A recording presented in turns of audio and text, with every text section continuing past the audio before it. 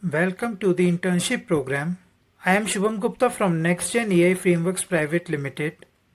I have 14 years of work experience in the fields of artificial intelligence, software development, and robotics. In this video, I will continue creating speech to text project. So I will tell you step by step how it works and how to set it up on your computer. So this was on CPU. If you use GPU, then the process will be faster. So I will not go into too much detail for GPU for now, but I will tell you how to set up this model on your computer. Okay, so let's look at the first problem.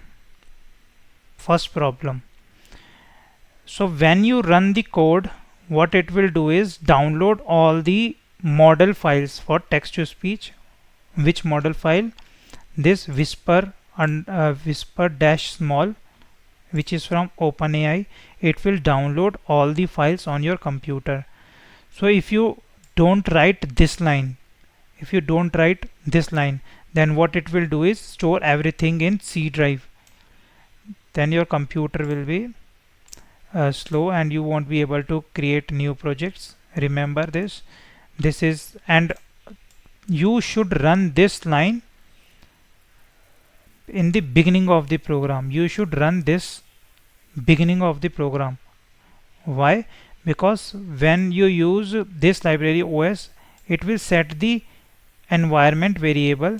These are environment variables. These are the same variables that we go and set from here. This is how you can set the variables using Python. This is how you set the environment variable using Python. It took me months to figure this out. So in beginning of the program, you have to mention this path where you want to store the.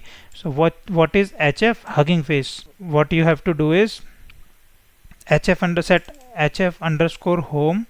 Model file is in dot cache hub and then models. Here is the model file. This is how it looks like. These are the model files. This is how it looks like.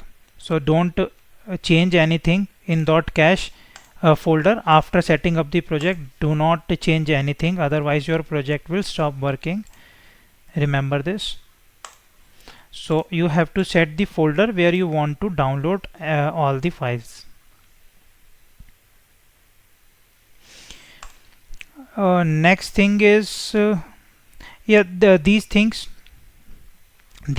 that you are seeing here is running this project on GPU, but I won't be telling you how to run on GPU in this session because you will just get confused. I will tell you in future sessions how to run this same project on GPU, how to set up the drivers on your computer and how to run it on GPU. Don't worry. For now, just look at this. Set this very important variable. Let's move one by one here. From transformers library, we are importing these, and from datasets we are importing this. Now let's move on to article and then see it step by step. So what are the things you should look at? So with the increasing use of multimedia content, automatic speech recognition, or in short form ASR technology, has become crucial in many applications, from generating subtitles to converting speech to text for various forms of analysis. In this guide, we demonstrate how to use OpenAI's Whisper model to transcribe a video file, extract the audio, and generate subtitles in the form of SRT. So whether you create educational videos, podcasts, or any other type of speech heavy video content, you don't have to create subtitles manually. You can use this project. Let's see the step-by-step process setting up the environment. So what I will do is, first thing, tell you how to set up this project. I will delete the virtual environment, but before that I have to close Visual Studio. It will take some time, I think, because there are thousands of files being used. Let's see the commands till then. So the thing is, first thing is you should check that your Python version is latest for this, or say 3.12.6 as of now. Then you should set up the virtual environment. You should activate the virtual environment, upgrade the package manager pip. Then you need to install these libraries: torch, transformers, dataset, and also you should remember to install these specific versions only, otherwise your project won't work. These two files, librosa sound files, to convert or read sound in your project. Then you will face one problem with numpy version, because we need less than 2 version of numpy for this project. So you can just uninstall the latest numpy and install this less than 2 version. Let's see what happened. So we don't have venv available now. Any question till now? Any question? No, sir. Okay, so let's see. What I am doing is setting up this project on my computer. Visual Studio Code. Now let's move step by step. First thing, let's see Python version. Okay, environment.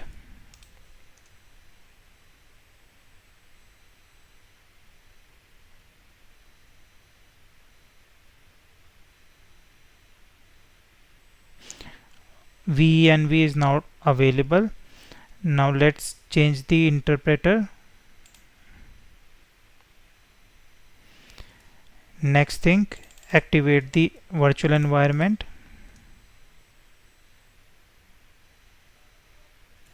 Next thing, upgrade the package manager.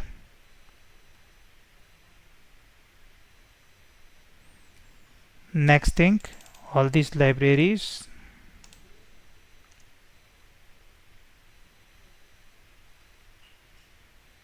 Now look at this output, very important. What it is doing is building the dependencies on your computer. If you are not able to build the WHL file on your computer, check for Visual Studio build tools.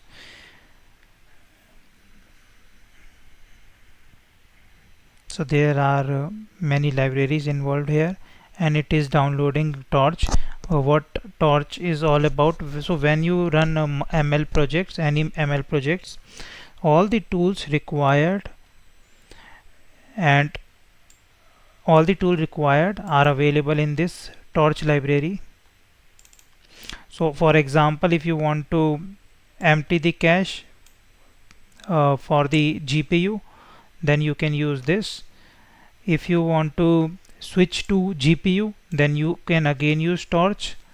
So everything that you do in AIML, most of the things will be available in torch library. Let's see it is installing all the dependency. There are many dependency involved with these all. Yeah, one thing, so if you separate the library names with the space, then you will be able to install all the multiple libraries with single command like this, if you separate it with space. There is one more option with requirements.txt file. What you can do is, in requirement.txt file, keep the libraries one by one. I will show you this like this, each in separate line, and then run one command and it will install all the requirements from requirements.txt file. So this is one more option to install the libraries. Now until it is installing the libraries, let's see the next one. So these are environment variables. I told you this is the same thing as path variable, that we go here and set up the environment variable. This is the same thing, but it will be temporary. When you stop the program execution, then these variables, temporary variables, will be gone. So remember this, these are just temporary variables. And why you want this? So to store all the temporary files, model files, etc. in this directory that you specify, not what the computer is allocating.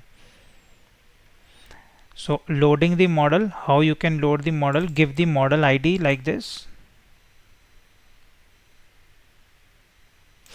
then store it in model object, and this is pre-trained model. You already know this is pre-trained model from OpenAI. So this is how you use pre-trained model. Model underscore ID. What is model underscore ID? OpenAI Whisper Small. You give it here, and what this two device do is, if GPU is available, then it will pass CUDA here. If CPU is available, it will pass CPU here. This is what it will do. It will load model on that specific device you want. So because I am running this project right now on CPU, but if you set up the drivers, CUDA drivers in your computer, then you will be able to run this on GPU also, and the output will come faster if you use GPU, because it is faster in the case of machine learning.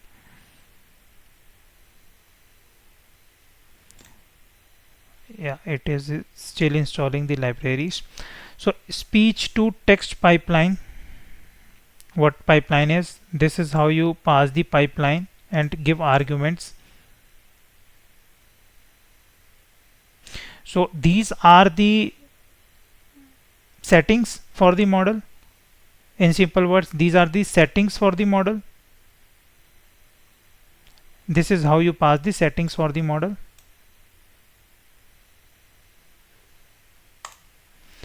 Then comes the processing part of the video. I told you I converted the video to audio. I converted video to audio so that the okay, so why? Let's see.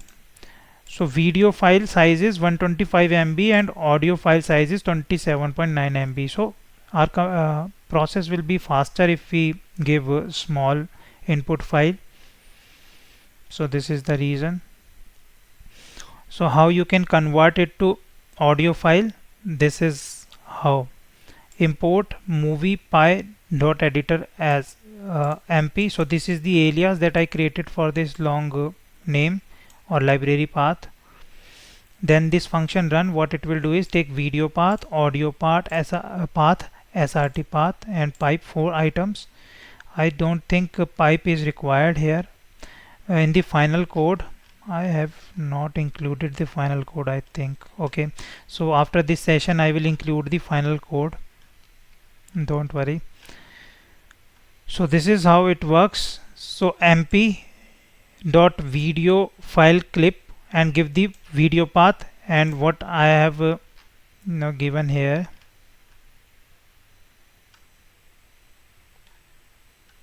like this. So video path, audio SRT, pipe, and everything like this. And then comes the process of generating the subtitles. Audio file is passed through ASR pipeline, which generates text and timestamp for each chunk of audio. This result in return these results are written into a SRT file. And why SRT? Because it is compatible with most video players. So again I will tell you, after generating the SRT or subtitle file, what you can do is open any video player, browse the subtitle file like this, and when you play the video, it will show the subtitles. Training program that anyone can join. You will receive. This is how you browse the subtitle files in software.